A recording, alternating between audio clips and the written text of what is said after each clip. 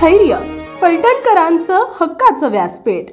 सध्या लोकसभेची निवडणूक लागलेली आहे। माढा लोकसभा मतदारसंघाची निवडणूक ही संपूर्ण राज्यामध्ये गाजत आहे।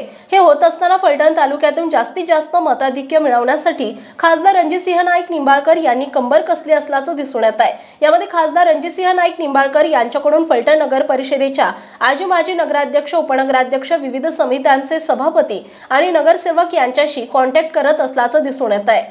नगरसेवक म्हणजे अगदी तळागाळातील कार्यकर्ता म्हणून ओळखला जातो। आपल्या वॉर्डातील प्रभागातील सर्वसामान्य जनतेशी थेट संपर्क हा येथील आजी माजी नगरसेवकांचा असतो। गत काही वर्षांपूर्वी नगर परिषदेची मुदत संपल्याने आणि निवडणूक न झाल्यामुळे नगर परिषदेवर प्रशासक म्हणून मुख्याधिकारी कामकाज बघतायत।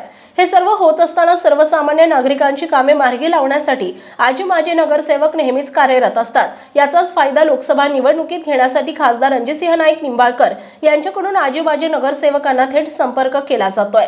गत काही दिवसांपूर्वी राष्ट्रवादी काँग्रेस पार्टीचे माजी नगरसेवक तथा ज्येष्ठ पत्रकार अजय माळवे आणि सुधीर अहिवळे यांनी राष्ट्रवादी काँग्रेस पार्टी सोडत खासदार रणजितसिंह नाईक निंबाळकर यांच्या नेतृत्वामध्ये भारतीय जनता पार्टीमध्ये प्रवेश केला।